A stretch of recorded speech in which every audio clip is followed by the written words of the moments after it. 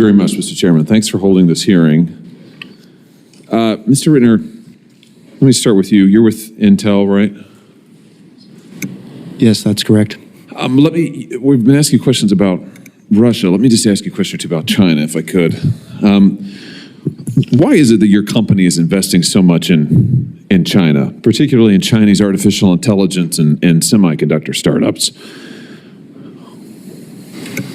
Yeah, China is the second largest economy in the world. Any proceeds that we actually make in China, we reinvest back into the U.S. so that we can contribute to U.S. leadership. Well, wait a minute. So you're telling me it's good for the United States that you are investing billions of dollars in Chinese artificial intelligence? Let me just read you from a Financial Times article. Intel's venture capital arm has emerged as one of the most active foreign investors in Chinese artificial intelligence and semiconductor startups at a time that the chip maker is receiving billions of dollars from Washington to fund a technological arms race with Beijing. Is the money that you're getting from the United States government enabling your investment in China? At this point, we have not received money from the United States, but the money that we're to receive is invested entirely in the United States to grow semiconductor manufacturing. You have 43 China-based technology startups.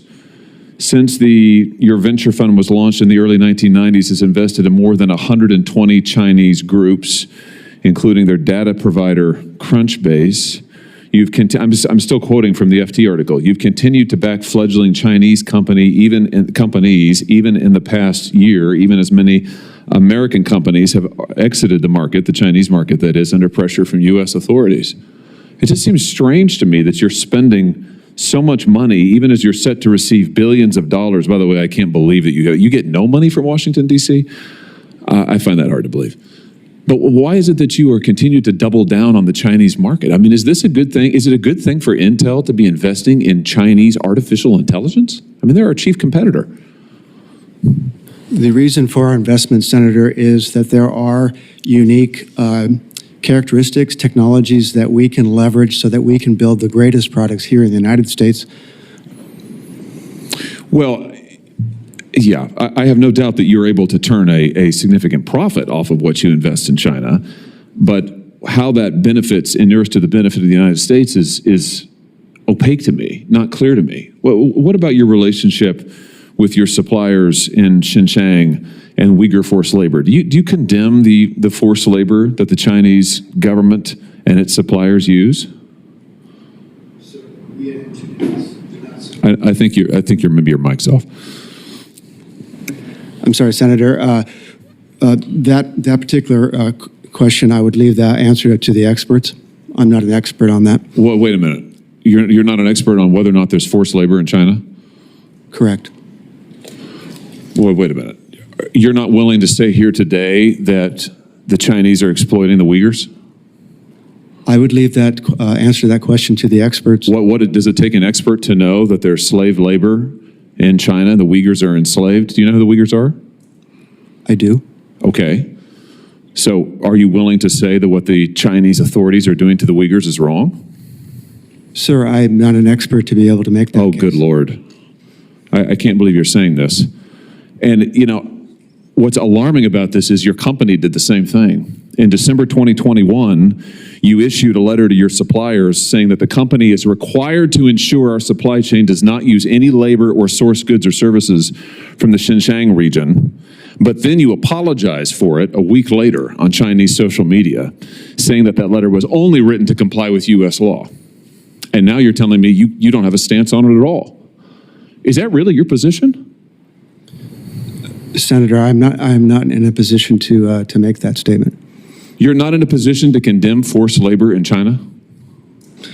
I would condemn forced labor. I'm not an expert to be able to weigh in on whether China is engaging in such actions.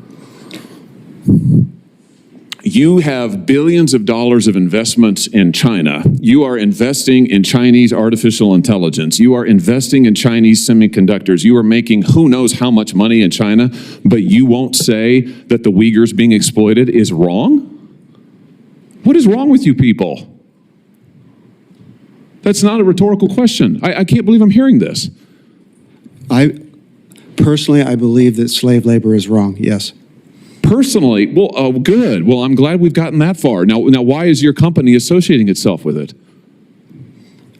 I am not aware that my company is associated with it. I cannot believe that we are sitting here having this conversation. I cannot believe that it is not easy for you to say that Intel will have nothing to do with forced labor and what the Chinese government is doing to the Uyghurs, a religious minority who are enslaved as we sit here and speak today. I can't believe that you won't just clearly say that's wrong, we condemn it, we will have nothing to do with it. This is astounding. Senator, we do not support or tolerate our products being used in forced labor, slave labor, or child labor. Yeah, but you just sat here and said that you don't have any idea if it's really going on in China.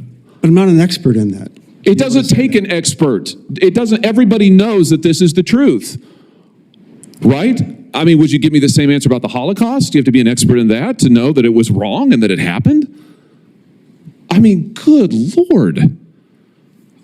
I just have to tell you, I can't believe the U.S. government give you any money if this is what you're going to do with it and this is going to be the position of your company. Let me just ask you about one other thing while I have you here. Intel is laying off, 15,000 workers now in this new plan that you've just announced, our cost-saving plan for 2025. How many of those 15,000 workers are Americans?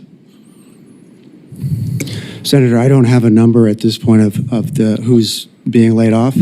I can tell you that laying off anybody is no easy decision. You considered all other ways of cost-cutting measures before you laid off the 15,000? Is that what you're telling me? We are facing economic headwinds, and it's to be able to make sure the company is operating efficiently. We are going through a downsizing moment. Did you think it was efficient to give your CEO a 45% pay increase year over year while you're cutting 15,000 jobs? Mr. What is it, Gelsinger, I think it is? He made $11.6 million in 2022. Now he's making $17 million. Is that an efficiency? I'm not an expert on his salary. Yeah.